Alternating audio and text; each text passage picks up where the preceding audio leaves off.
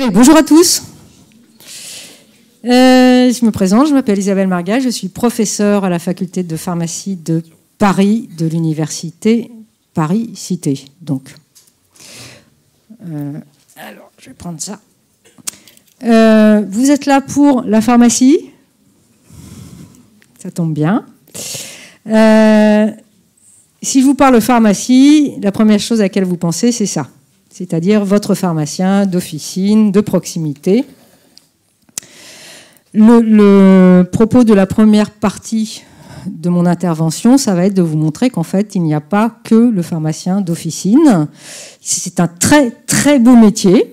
Je vais vous en reparler quand même, mais il y a beaucoup d'autres choses. Et en fait, on a 3 filières. Cette filière officine, une filière qui permet d'aller vers l'industrie du médicament et des produits de santé, mais pas que, je vous en parlerai aussi. Et puis une 3e filière qui est l'hôpital et la biologie médicale, dont je vous parlerai également. La notion que vous n'avez peut-être pas, surtout si vous ne connaissez pas bien tous les débouchés des 2 dernières filières que je vous ai présentées, c'est que à l'heure actuelle, plus de 50% de nos étudiants vont vers l'industrie du médicament ou l'hôpital et la biologie médicale. Ça veut dire moins de 50% vers l'officine. Bien que ce soit un très beau métier. Alors justement, l'exercice en officine, il repose sur plusieurs types de connaissances et de compétences. Le pharmacien, c'est un scientifique, mais qui a aussi des compétences et des connaissances médicales. Ce sont des études qui sont multidisciplinaires. Okay. Un pharmacien, un étudiant en pharmacie, il va faire de la chimie, il va faire de la biologie, etc. À l'officine, ces connaissances scientifiques et médicales, elles vont lui servir à faire ce que vous connaissez tous, c'est-à-dire délivrer les médicaments qui sont sur les ordonnances, vérifier ces ordonnances, c'est le pharmacien qui est responsable de la validation réglementaire des ordonnances, mais aussi du contrôle, des posologies, des interactions éventuelles entre les médicaments, des effets indésirables, etc. Et puis le pharmacien, il a surtout un rôle de conseil pharmaceutique auprès des patients. Si vous réfléchissez, le pharmacien, c'est le seul professionnel de santé que vous pouvez aller voir sans rendez-vous n'importe quand, c'est gratuit, vous aurez votre conseil. Et il y en a partout, parce que l'installation des pharmacies, elle est réglementée. Donc elles ne sont pas toutes concentrées dans les grandes villes. Votre pharmacien d'officine, il a également une mission de santé publique et donc d'interface avec le public, accueil, information, conseil, prévention, lutte contre les risques de toute nature. Ma diapo, elle date un peu. Épidémie, vous avez vu le rôle des pharmaciens pendant la pandémie Covid. Ils étaient là pour vous informer, vous conseiller, puis pour vacciner, faire les tests, etc. Une officine, on y délivre des produits, alors qui ne sont pas n'importe quel produit, c'est pas des petits pois, c'est des médicaments, donc voilà, ça peut impacter la santé. Pour autant, ça reste un commerce, et donc le pharmacien, il doit avoir des compétences aussi, surtout s'il est le titulaire, le propriétaire de la pharmacie, en comptabilité, gérer ses stocks, et puis manager son équipe. Vous avez des petites officines où le titulaire il va être tout seul, mais vous avez des très grosses officines où il peut y avoir plus de 20 personnes, des pharmaciens, des préparateurs en pharmacie, etc. Donc il y a du management d'équipe également. Et puis votre pharmacien d'officine, il a obligation de se former tout au long de la vie. Donc c'est ce qu'on appelle le développement professionnel continu pour rester à jour dans ses connaissances scientifiques, médicales, etc. Donc voilà pour cet exercice en officine. Donc un métier vraiment au contact des patients, avec beaucoup d'interactions. Il y a même ce qu'on appelle maintenant les consultations pharmaceutiques que le pharmacien doit faire avec les patients qui ont des pathologies chroniques, de l'hypertension, du diabète, pour s'assurer que ces patients continuent à prendre leur traitement et que ça se passe bien pour eux. Dans l'industrie, donc 2e filière, alors le pharmacien, il va intervenir en fait à toutes les étapes de la vie du médicament.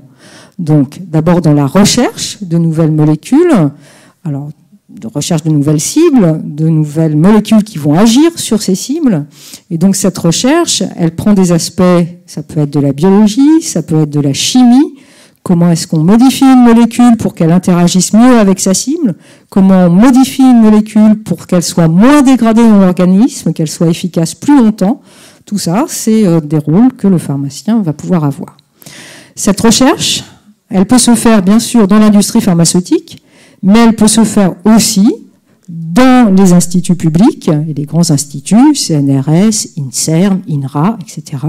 Elle peut se faire également à l'université, ce sont les enseignants-chercheurs, et tous les enseignants de la faculté de pharmacie sont des enseignants-chercheurs. Donc, ils enseignent et ils ont une activité de recherche en parallèle. Le développement du médicament aussi, là le pharmacien il va intervenir, par exemple comment on modifie un médicament, une molécule, pour en faire un sirop plutôt qu'un comprimé, parce que c'est une forme qui sera destinée aux enfants plutôt qu'aux adultes. Donc là aussi il y a le développement de la molécule, étudier sa toxicité. On peut avoir une molécule très efficace mais qui va être toxique, on va l'abandonner rapidement dans l'industrie. Donc là aussi il y a des métiers pour le pharmacien. Le pharmacien, une fois que la molécule est devenue un médicament, eh bien, c'est lui qui est responsable, et il n'y a qu'un pharmacien qui peut être responsable de la fabrication du médicament et du contrôle de la qualité de ce médicament. Donc, il va être responsable assurance qualité, par exemple. C'est lui aussi qui va jouer un rôle dans la transposition à l'échelle industrielle de la production d'un médicament. Quand on fait de la recherche, les chercheurs, ils n'ont pas besoin de beaucoup de grammes de molécules ou de kilos de molécules. Quand on va produire un médicament pour des millions de personnes, eh ben, c'est pas forcément la même synthèse chimique qu'on va devoir faire, etc. Donc cette transposition industrielle, le pharmacien va jouer un rôle important. La production, j'en ai parlé, le conditionnement aussi de ces médicaments. Après, dans l'industrie, il y a tout un autre pan qui est tout ce qui concerne la gestion technico-commerciale, l'administration et l'enregistrement. Un médicament, plutôt une molécule, avant qu'elle devienne un médicament, il y a un dossier long comme ça qui va être déposé au ministère pour que le médicament ait finalement une autorisation de mise sur le marché. Donc le pharmacien, il est là aussi pour rédiger ce type de documents absolument nécessaire pour le médicament, afin qu'il soit enregistré comme un médicament et qu'il puisse être mis à disposition donc, des patients. Donc, on peut être inspecteur en affaires réglementaires et pharmaceutiques, on peut être aussi, après, dans tout le côté donc, commercial, cette fois-ci, donc communication scientifique et médicale. Le pharmacien peut former, par exemple, les visiteurs médicaux qui vont voir les médecins pour promouvoir les médicaments, etc. Donc la vente et la communication, les rôles du pharmacien, il peut être chef de produit, il peut aussi participer et établir donc des études pharmaco-économiques, directeur de la visite médicale, j'en ai parlé, et puis directeur à l'export. Il y a évidemment des métiers à l'international pour les pharmaciens, comme dans toutes les entreprises. Ces différents métiers de l'industrie pharmaceutique, avec votre diplôme de pharmacien, vous allez pouvoir l'exercer aussi dans d'autres types d'industries. Et le diplôme de pharmacien, il est apprécié ailleurs, justement parce qu'on a une multidisciplinarité, on est scientifique, mais on a des connaissances et des compétences médicales, et donc ça peut s'appliquer dans d'autres domaines, la cosmétique, l'alimentaire, l'agroalimentaire, l'agronomie, mais aussi évidemment tout ce qui est chimie. Le pharmacien, il a des connaissances et des compétences en chimie, en toxicologie, biotechnologie, même dans l'industrie aéronautique ou spatiale, etc. Donc vraiment, un ensemble de connaissances et de compétences acquises pendant les 6 années de pharmacie qui sont appréciées dans énormément d'industries. Donc beaucoup de débouchés. Et puis la troisième filière, donc je vous l'ai dit, c'est l'hôpital et la biologie médicale. Alors cette filière, elle conduit elle vous prépare au concours de l'internat en pharmacie. Et ce concours de l'internat en pharmacie, si vous le réussissez, vous aurez accès, en fonction de votre classement bien sûr, à 2 disciplines, on va dire, distinctes. La première, c'est la biologie médicale. Alors, ça conduit au diplôme d'études spécialisées de biologie médicale, qui est un diplôme unique, commun aux médecins et aux pharmaciens. La biologie médicale, vous en avez à l'hôpital, bien sûr, donc dans des laboratoires de biologie. Et là, vous allez être spécialisé en hématologie, en génétique, en immunologie, en toxicologie. Et puis, ce diplôme de biologie médicale, il vous offre la possibilité aussi d'exercer en ville dans les laboratoires d'analyse médicale. Et vous ne le savez peut-être pas, mais les laboratoires d'analyse médicale où chacun d'entre vous a certainement déjà été se faire une prise de sang, eh bien, dans 75% des cas, ils sont tenus par des pharmaciens et pas par des médecins. Donc, à l'hôpital, qu'est-ce que va faire le biologiste? Eh bien, il va parfois pratiquer lui-même les prélèvements quand ils sont un peu compliqués sur les patients, mais il va ensuite surtout valider les examens et les résultats des analyses de biologie médicale. Et puis, il peut également faire des études de pharmacologie, étudier donc comment un médicament est absorbé, comment il est éliminé, ou des études même de toxicologie biologique. C'est le pharmacien qui va doser, par exemple, un médicament, une intoxication, etc.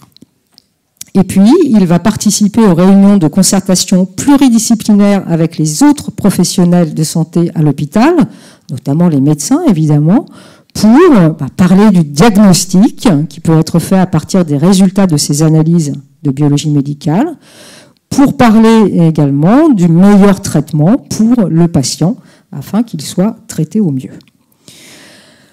Cette activité de biologie médicale, donc je vous l'ai dit, elle peut se faire à l'hôpital, elle peut se faire dans les laboratoires privés, dans les cliniques aussi, dans l'industrie du diagnostic, qui sont aussi des débouchés pour les biologistes médicaux, dans la recherche médicale, à nouveau dans l'enseignement, et même dans la police scientifique, bien sûr. Enfin, bien sûr, c'est peut-être pas évident, mais dans la police scientifique également. La deuxième discipline qu'on va trouver à la suite de l'internat de pharmacie, c'est la pharmacie hospitalière. Il y a des pharmacies en ville, les pharmacies d'officine, et il y a les pharmacies à l'hôpital. Ces pharmacies à l'hôpital, elles vont avoir en charge la gestion, l'évaluation, la qualité, la sécurité des traitements, donc en milieu hospitalier. Donc, comme en ville, le pharmacien à l'hôpital va dispenser les médicaments, etc. Mais il va aussi être responsable de produits particuliers, des produits du sang qui servent aux perfusions, par exemple, des produits radioactifs qui servent pour faire de l'imagerie médicale, les gaz, que ce soit pour oxygéner les patients, que ce soit pour l'anesthésie. C'est le pharmacien qui a la responsabilité aussi de ces produits. Et vous voyez également de la stérilisation. Tout ce qui rentre dans une salle de chirurgie, eh bien la stérilisation, elle est sous la responsabilité du pharmacien. Il va aussi être partie prenante dans les essais cliniques, puisque c'est lui qui va recevoir les molécules à tester, qui éventuellement va préparer ces médicaments pour qu'ils soient testés, ou ces candidats médicaments pour qu'ils soient testés. Donc, ils vont faire partie d'équipes de pharmacie qu'on appelle cliniques, en l'occurrence. Ils participent à l'éducation thérapeutique des patients, comme à la ville, là je dirais, et puis aux réunions donc, de concertation pluridisciplinaire, à nouveau pour décider quel est le meilleur traitement pour le patient en fonction des caractéristiques, on va dire, du patient et de sa maladie. Ok, voilà, donc voilà toutes les trois filières donc, de pharmacie, avec, j'espère que vous l'avez compris, des tonnes de débouchés, que ce soit à l'officine, dans l'industrie ou après l'internat, des métiers qui peuvent être extrêmement différents. Vous avez peut-être assisté à la conférence PASLAS précédente, donc vous savez que pour rentrer dans les études de pharmacie, eh bien, il faut faire un PASS ou une LAS. J'attire tout de suite votre attention sur cette diapositive. Si vous voulez faire pharmacie à la faculté de pharmacie de Paris, il faut que vous fassiez soit un PASS ou une LAS de l'université Paris-Cité ou de l'université Sorbonne-Paris-Nord, ex-Paris 13, c'est-à-dire Bobigny. Si vous faites votre PASS ou votre LAS dans n'importe quelle autre université d'Île-de-France, vous irez faire vos études de pharmacie à la faculté de pharmacie de Paris-Saclay, sur le plateau de Saclay, là-bas dans le sud. Alors que la faculté de pharmacie de Paris est à 10 minutes d'ici, au bout du jardin du Luxembourg. Ok? Donc pour venir chez nous, c'est soit Paris-Cité, soit Sorbonne-Paris-Nord. Ok. Alors, l'entrée, comment elle se fait? On l'a dit, soit par un pass, soit par une LAS, et vous arriverez en deuxième année de pharmacie. Alors, la deuxième année, c'est ce qu'on appelle le DFGSP 2, donc diplôme de formation générale en sciences pharmaceutiques. Là encore, j'attire votre attention. Les enseignants de la faculté de pharmacie ont monté une nouvelle mineure disciplinaire, donc une 11e mineure disciplinaire dans le PASS de l'université Paris-Cité, qui est la mineure donc biotechnologie en santé. Cette mineure biotechnologie en santé, elle vous permet, quand vous êtes dans le PASS, d'accéder à toutes les filières de santé. Donc médecine, maïeutique, odonto, pharmacie, kiné, etc. Enfin, c'est pas etc. MMOPK. Ok. Maintenant, si vous avez validé votre pass, donc les 60 CTS de votre pass, mais que vous n'êtes pas assez bien classé pour aller dans une filière de santé, vous pouvez choisir d'aller dans une LAS, ici. Mais si vous avez fait la mineure biotechnologie en santé, vous pourrez aller dans la licence SCIAS ici, qui est également portée par la faculté de pharmacie de Paris. C'est la licence sciences interdisciplinaires appliquées à la santé. Alors, ça marche un peu comme une LAS, c'est-à-dire qu'à partir de la L2 SCIAS, vous remarquez qu'il n'y a pas de L1 encore. Donc ce sont uniquement pour l'instant des étudiants qui viennent de PASS qui arrivent en L2 SCIAS. Eh bien, à partir de la L2 ou de la L3, vous pourrez rentrer en deuxième année de pharmacie, ou de médecine, ou de dentaire, ou de maïeutique.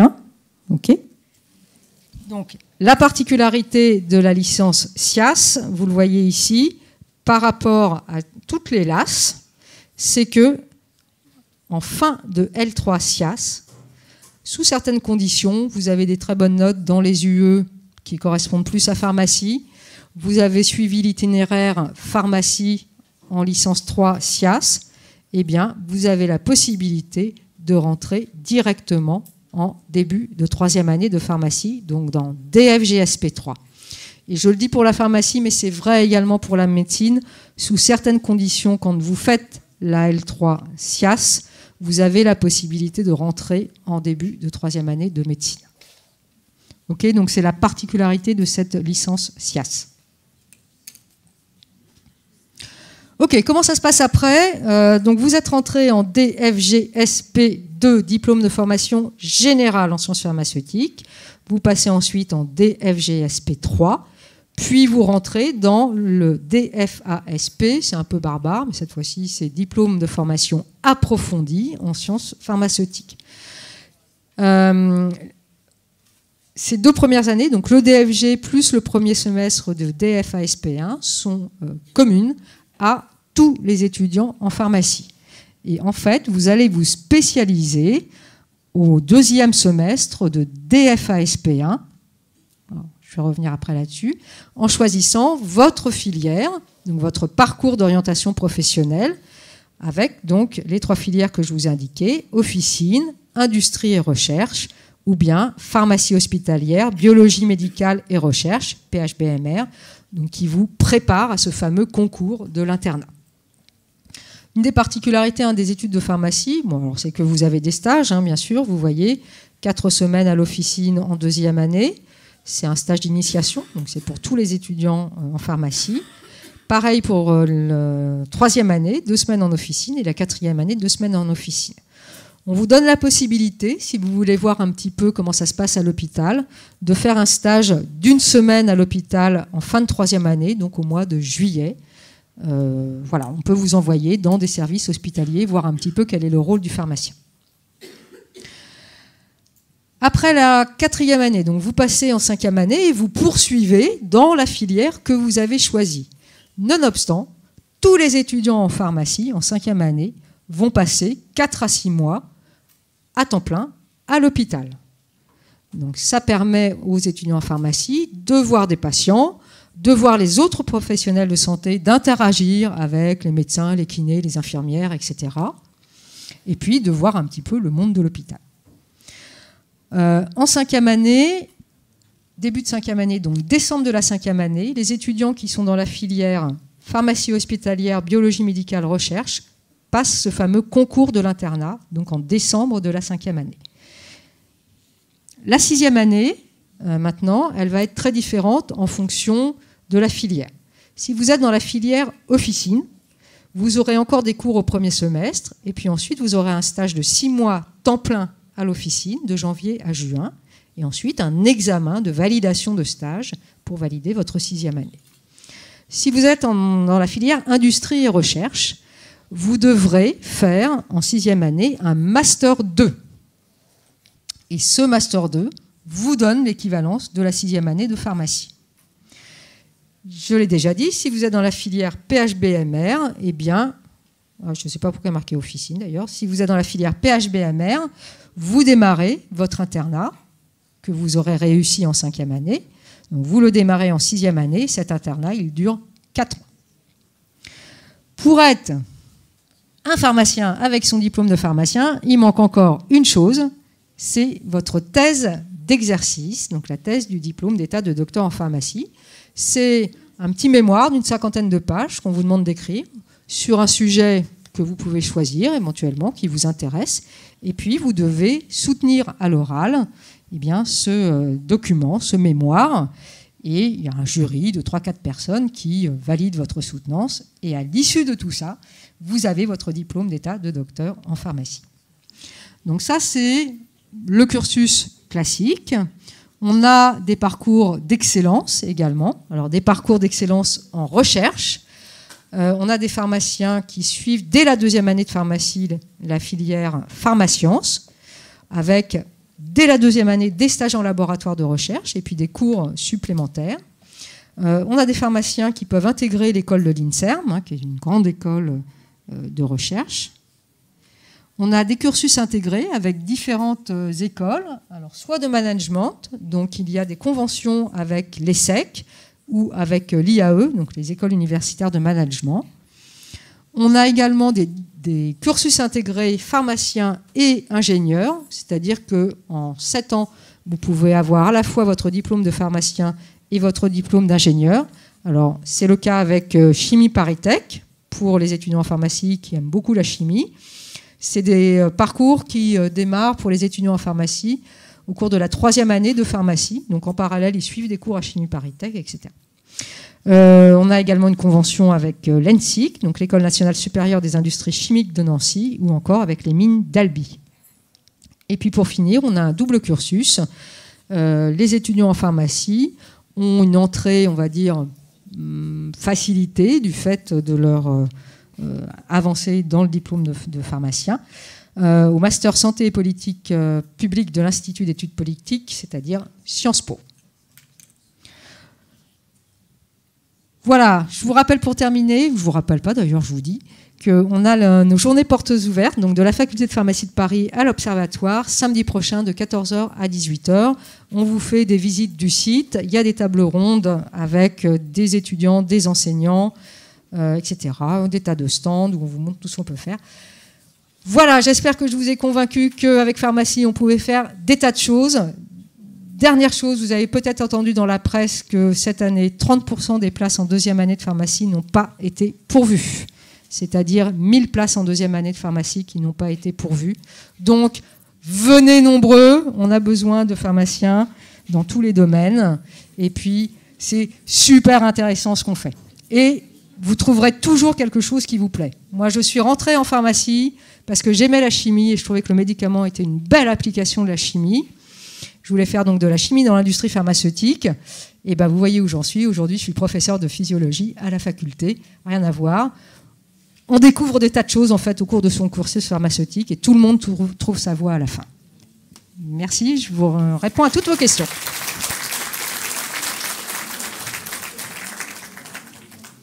Vous avez des questions ? profitez. Ou venez la semaine prochaine à la faculté de pharmacie de Paris. Après le bac, alors l'entrée, hein, c'est soit par le PASS, soit par les LAS. Okay, on est dans le parcours axé santé.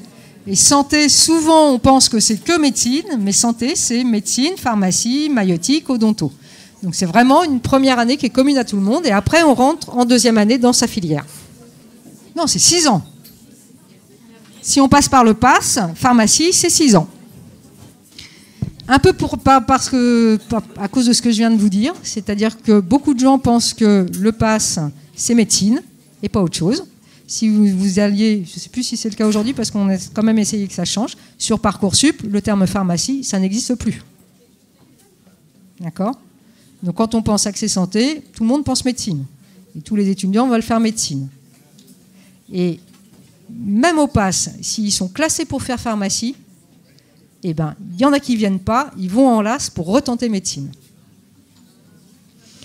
Après, il y a aussi une méconnaissance de tous ces métiers dont je vous ai parlé, en fait, dans la pharmacie. Parce qu'on peut faire de la pharmacie parce qu'on aime de la chimie, c'est pour ça que j'y suis rentrée. On peut faire de la pharmacie parce qu'on aime la biologie, le contact avec les patients, c'est la pharmacie aussi. On peut aimer le commercial, voilà, il y a des tas de choses à faire. Et ça, on ne le sait pas forcément.